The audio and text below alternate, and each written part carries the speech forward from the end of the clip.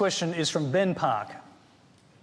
The Australian indigenous population have a lower life expectancy of about 10 years compared to non-indigenous Australians. This can be attributed to the disadvantages they face in areas of health, education and employment. These combined factors have led to an intergenerational cycle of disadvantage for indigenous people. How do you see the best way to break this cycle of disadvantage? Well, it's interesting to think, are there countries who, for their indigenous population, has done a good job?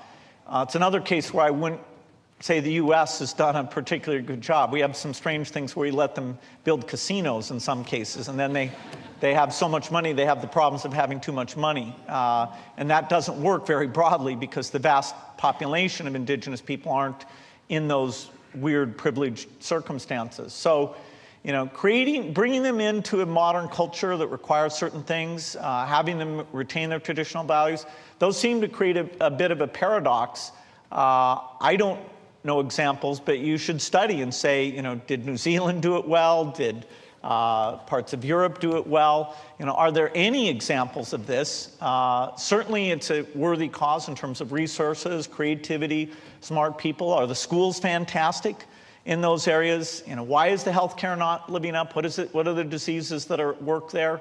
What you're describing in terms of life expectancy, 10 years is a lot.